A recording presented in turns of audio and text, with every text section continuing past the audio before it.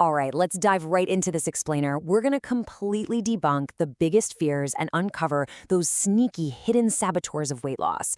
I mean, if you've ever felt like you were literally doing everything right, eating less, moving more, but that scale just absolutely refuses to budge, trust me, you are not alone. Today, we're cutting through the noise and looking at the hard, clinical data to see exactly why all that conventional, frankly outdated advice might actually be working against your own biology. So let's start things off with a massive, genuinely anxiety-inducing question. It's one that haunts pretty much everyone who's ever tried to drop a few pounds. We have all heard that terrifying warning, right? The one that says if you lose weight and then happen to regain it, you are permanently wrecking your metabolism. It's scary. People are legitimately terrified that their past diet attempts have somehow doomed their future health. Section 1. The Yo-Yo Dieting Myth. Debunking the fear of permanent metabolic damage. Now check this out. A major review published in the Lancet Diabetes and Endocrinology and highlighted by Science Daily actually looked at decades of research across both humans and animals. And guess what? Professor Faden Monkos and his team found absolutely zero convincing proof that losing weight and then regaining it causes long-term metabolic harm or excessive muscle loss. Literally none. Once they actually controlled for normal things like aging and pre-existing conditions, that supposed permanent metabolic damage from weight cycling, it practically vanished into thin air. So, what does this all mean? The absolute most crucial point here is that regaining weight just returns you to your original baseline risk. You haven't ruined your body, you just lose the temporary benefits of the weight you dropped. And let's be real, there is a massive clinical difference between losing a temporary benefit and actively causing lasting harm. So honestly, this should be incredibly reassuring. Your previous diets did not break your metabolism. The only true harm you can do is just giving up on your health entirely. Moving on to Section 2, the calorie deficit trap, why trying too hard backfires.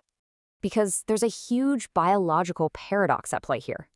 Basically, starving yourself literally forces your body into an energy conservation mode, which actually stalls your progress. It's so frustrating. When you severely drop your calories, studies consistently show that your body basically panics. It hits the brakes, slowing down your metabolic rate to conserve energy, and then it starts breaking down your hard-earned muscle tissue instead of just burning fat. Sure, you might see the scale drop for a second initially, but you're actually setting yourself up for failure and making it so much harder to maintain that weight loss.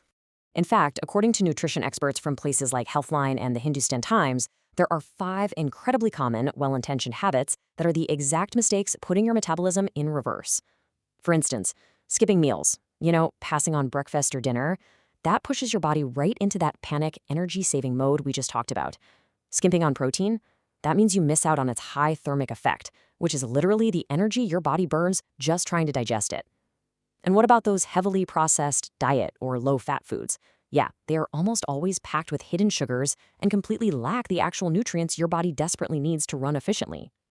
Which brings us right to Section 3, sneaky saboteurs and nutrients, the hidden sugars and missing fibers. Okay, brace yourself for this one. This shocking number right here, 35.76, that represents the grams of sugar hiding in just 12 ounces of unsweetened apple juice. Let that sink in. People so often cut out soda, thinking they're making this fantastic healthy choice by swapping over to 100% fruit juice. But man, liquid calories are so incredibly deceptive. It's genuinely wild to realize that so-called healthy fruit juice and diet yogurt actually pack way more sugar than a standard can of cola. I mean, your average cola sits at about 23.1 grams. Meanwhile, that low-fat flavored yogurt, it clocks in at 23.5 grams. And the unsweetened apple juice absolutely takes the crown at nearly 36 grams. The biggest problem here is that liquid calories just do not trigger the appetite centers in your brain the way solid food does. So you'll gulp down all that sugar and still feel completely starving right after. So instead of chugging liquid sugar, the real game changer is viscous fiber. This stuff naturally interacts with your gut microbes to keep you feeling full. Think of viscous fiber like a giant sponge. It forms this thick, slow-moving gel right in your digestive tract, which physically makes you feel fuller for so much longer. It's amazing. Research even indicates that this specific type of fiber can actively reduce your weight and your waist circumference without you even having to consciously restrict your calories. All right, Section 4, the exercise imbalance, moving beyond the treadmill.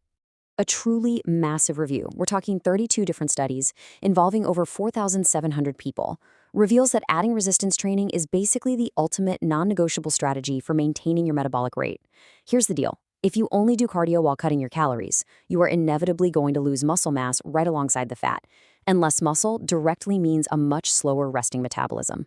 But when you start lifting weights, you actively build and preserve that lean mass, which means you're literally burning more calories around the clock, even when you're just chilling on the couch resting.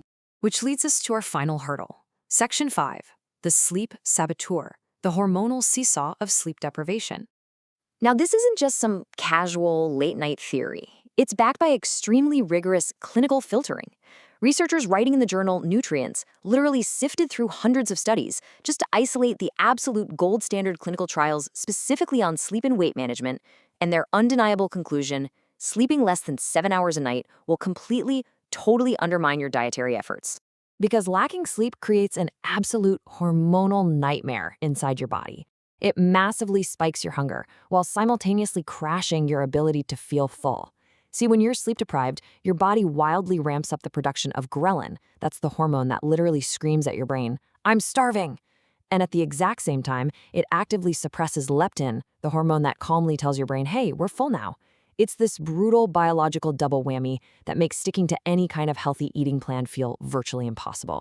The real clinical consequence of that crazy hormonal imbalance? It's hundreds of extra calories consumed every single day.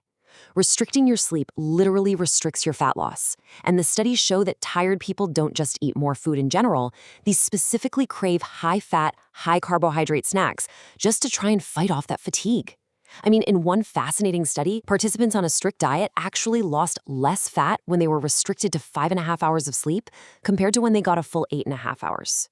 Guys, sleep isn't just rest. It is highly active metabolic repair. So I want to leave you with this final paradigm-shifting question. Are you just trying to lose weight, or are you actually trying to build a healthier life? Because true sustainable weight management is never about punishing yourself, starving your biology, or carrying around this awful fear that your past mistakes have somehow broken you permanently. They haven't. It's really all about working with your body through proper sleep, adequate protein, consistent strength training, and a whole lot of patience. If you focus on building that healthier life, the rest is naturally going to follow. Thanks so much for joining me on this explainer. Keep learning, keep pushing, and keep thriving out there.